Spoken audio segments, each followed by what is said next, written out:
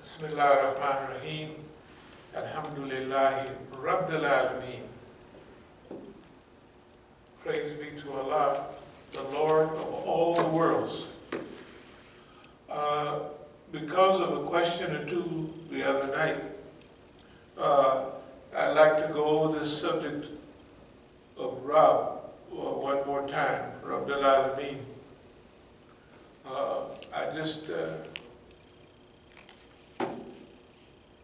In the Arabic language,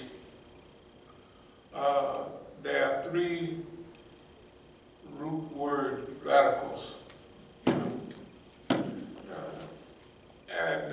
Like if I was looking up Muslim, I wouldn't go under M-U-S-L-I-M and try to find it. I would look up Salama,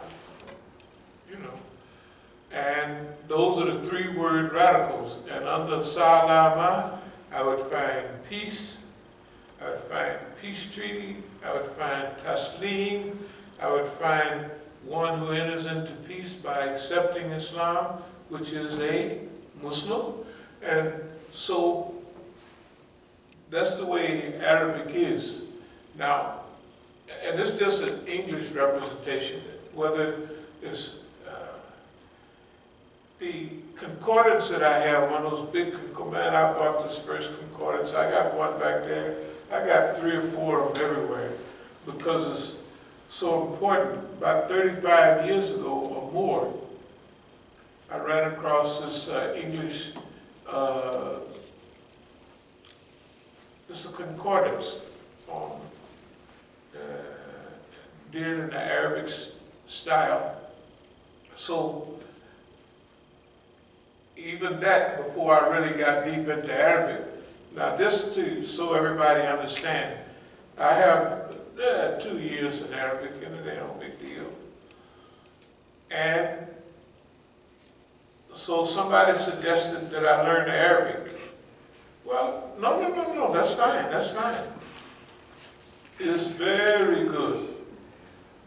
And that's why I want to explain something. When we talk about Arabic and the harms in people learning the language just to learn it and to show off and what have you, that's what we're against. We have the Quran is the most common thing that the Muslims have out of all of our various languages is the Quran. The Quran is revealed in the Arabic language, and we should all be moved to study Arabic. Now, in years past, many of the Swahili in East Africa used to be written in Arabic script. And Persian is still, and Urdu is still written in some of the other languages. But there was a time when in Turkey they call it Uthmani script.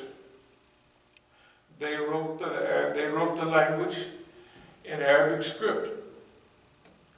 But after the Freemasons and those guys took over, they stopped the wearing of Muslim clothes, turbans, and all of that, and hijab. For a while they was calling Yadan in Turkish. And they started using what they use now, English letters. Okay, so after the decolonization period, if you look around the world, when I was in East Africa and I looked at old script in the museums, it was all written, Swahili was written in Arabic script. So that means all along East African coast. Not only was the language half African, it was about half Bantu, and half Arabic. They have Kwanzaa right now. And the first principle, what is Imam? Imani, what is it? Of course, everybody knows Imani. Was it Nia? Yeah. It's just ridiculous, Now, Ron Karinga is supposed to start that here. I never run across much Kwanzaa in East Africa. And he actually called himself Malana Ron Karinga. You know, like teacher, you know, stuff like that. But anyway, Kuchakalia, Ujamaa villages. And that was big when I was there. Ujamaa from Jamaa, collective work responsibility, all those things. Saba Day, 7th day, July the 7th, all that stuff. So when I became a Muslim, a real functioning Muslim, I said, man, this guy just jumbled up a bunch of stuff and put it together, and he called it, and they got all the Negroes doing it. They do. They Kwanzaa down. Right now, they Kwanzaa at least started at 20. I don't know. Somewhere it's now. But anyway, in Malaysia, in Indonesia, by the way, I'm just going off 10, 20, 30 years ago, the best reciters of Quran that won all the contests in Saudi Arabia was from Malaysia and Indonesia, places like that. Arabs, Saudis, they just didn't win. You know, and in Arabia, they didn't win. That's what I'm saying. Every contest and beautiful tajweed, and I listened to a lot of them, and a lot of them, see, in Malaysia and all that, they got people like Nur Aisha and all them, they got women recite. And Arabs don't, Saudis don't do it, but you know. So you get used to all kind of beautiful reciters. Not to change the subject, but the last time I was in the Sudan, we was bumping down the Nile, and you know, just, you know, ride, and Umdurman is over there, and you know, the State House is on this side, and they was talking about how bad the Muslims were treated in Sudan, in the north, and I walked into the State House, a big, long compound. Next to it was the biggest church in Sudan. I said, what's that? They said, that's the church, that's the biggest church in Sudan. I said, wait a minute. The news keeps saying how bad y'all treating. They said, man, everybody down there want to come up here. He said, we can't keep the people out, which everybody knows that from over there. You can't keep the southern Sudanese because of the economy, everything. But anyway, so the language of Quran, the old script of other countries was in the Arabic script. They would add a couple of different letters, like in Persian they have 4 extra letters, because Arabic don't have a P. Right. But if you look in Pakistan Airlines, they have a P. Just like the Persians, they have a P. It's just the same as a B with 3 dots under it. You know, okay. So you can say Pakistan, or like people used to say, what does the sign mean, bark outside? That's what the Arabs are, you know. Well, it means the visitors, you park outside. And Pepsi, they couldn't say Pepsi. They said Pepsi, you know. Little stuff like that.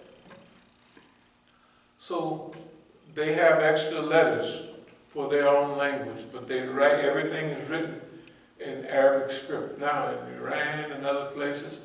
So they might have a cha, you know, CH sound, because they don't have that in Arabic. So there's 4 basic sounds that they don't have. Okay, so you get used to Arabs, the Arabic language, and all the changes and where the languages come from. You know, like Urdu is a made-up language that they speak in Pakistan. Urdu from art, from soldiers, because all the soldiers, some of them spoke up on some border there where they was speaking one of the languages. They were speaking Hindi, and they were speaking Arabic, and they were speaking Turkish, and probably Farsi, 4 languages. And they just blended them all together, the soldiers, and later on that became a language. That's what Urdu came from. It came from the soldiers. The whole language of Urdu that they speak in Pakistan, you know, and you have a Hindi sound, you can hear it sounds like Hindi, G and all of that stuff. I'll get to this Arabic in a minute, but the subject of Rabb, Master, Lord, what have you, and this is from the English. Now, this is all the places where Rabb is mentioned in the Quran. And these lines have about 55 lines, and there's 17 pages, 17 and a half pages. So, 935, you add a half a page is 1,000. You know, I believe that this is, Rabb is mentioned more than Allah. Yeah, Rabb. Because, you know, I'm used to using the same book, and I don't think Allah, I said Rabb. And I'm looking and looking, I said, man, this boy here is, I did it before, but I never counted. And so I said, look at this, will you? So, what I'm trying to say is, this is a concordance of Quran. When I'm studying, I always use this English concordance, but I collaborated with the Arabic dictionary, Hans Wehr mostly. I use Hans Wehr because Hans Wehr is the dictionary that we use. So Hans Wehr would have whatever word I was looking at that time.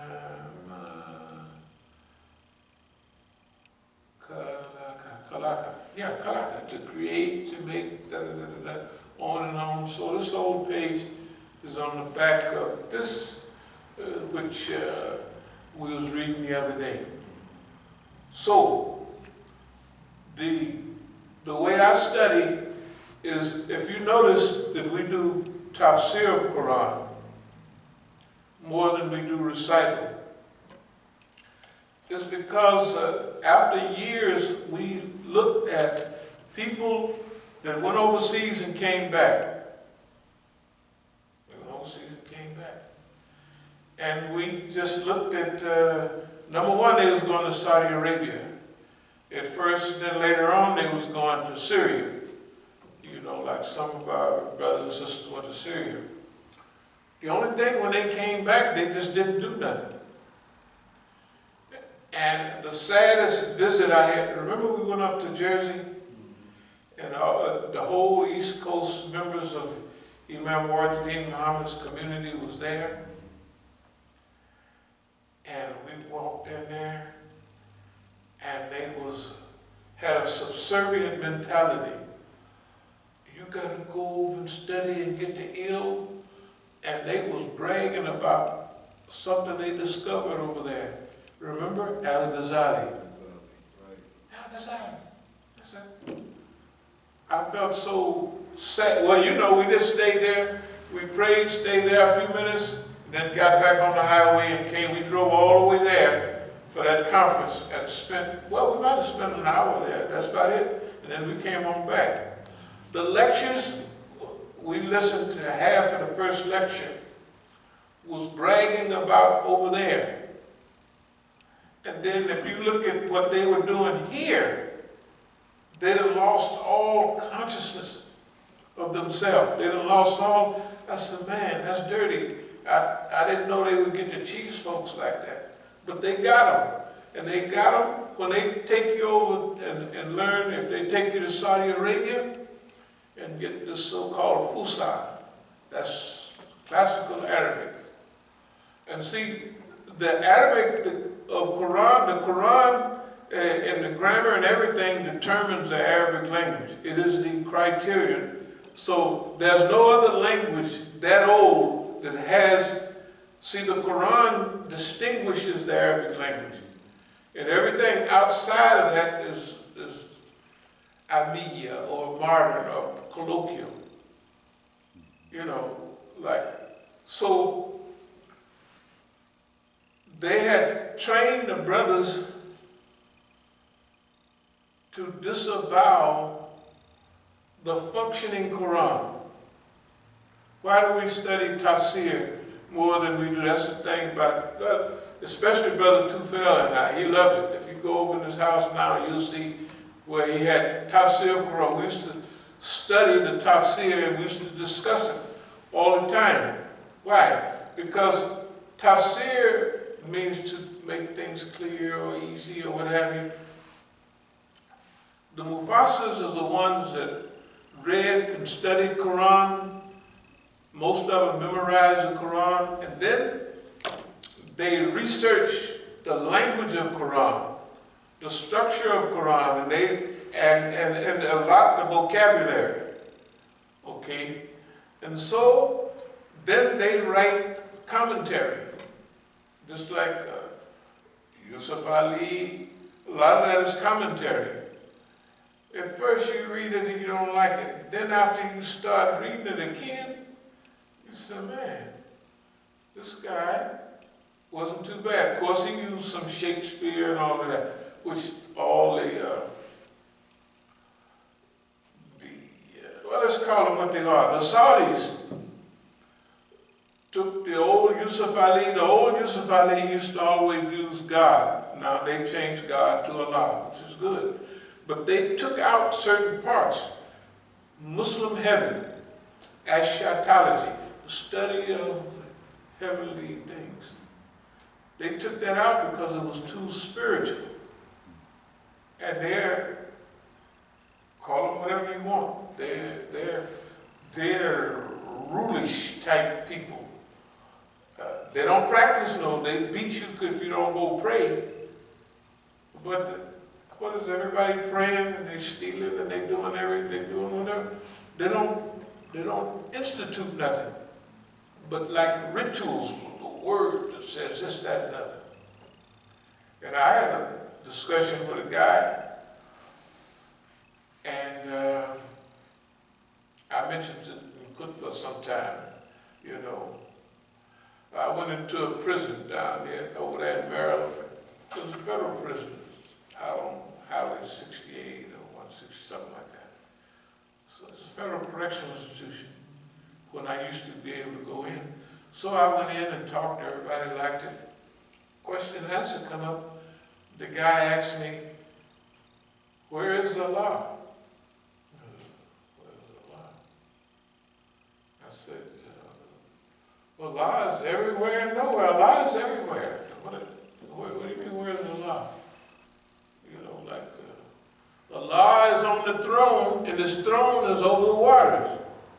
I said, you mean Allah is sitting on the throne? You know, can you imagine how limiting this is?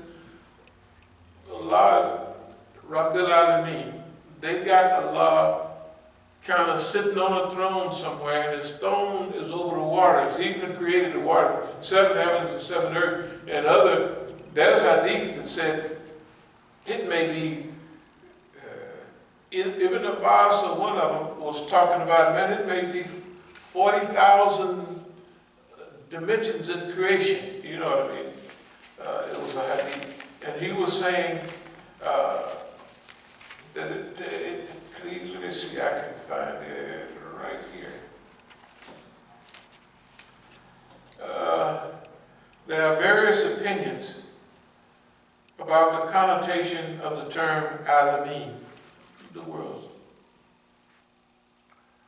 But they all lead to the same meaning. The opinion of Ibn Abbas is that it is the worlds of the jinn and mankind that have been alluded to.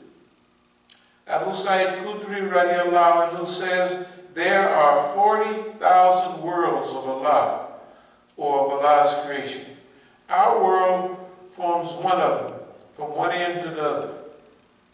In other words, we talked about this before, about the dimensions. 3-dimension, and there are worlds we perceive, and there's worlds that we're just not equipped to perceive. But they're there, you know. And this hadith is just laying it out. And it gives you the hint that there are many, many, many worlds. You know, that Allah didn't create just this one, but Samawati wal Ardi and Sabah Samawati, 7 heavens and 7 earths. That's just one dimension that we can see and what have you. But that's not the whole of Allah's creation. And that goes back to Rabbil Alameen. That's what it's talking about. So what I want to do is read a few of the commentaries. These are all from commentary of Quran. And the first one, well, they're not too bad, but they really say basically the same thing. This is from Maulana Muhammad Ali. Now, when I studied with Arabs, we used to study Yusuf Ali, and we used to study Maulana Muhammad Ali. And the Arab said, when we read the commentary, he said that Maulana Muhammad Ali is better than Yusuf Ali. In other words, the way it lays things out is something they're more used to. But Maulana Muhammad Ali, he's not on shaky ground, but there's one,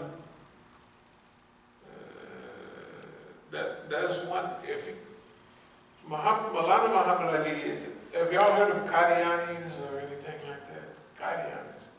Qadianis, of course you done heard about it. Yeah. Qadianis is just a crew.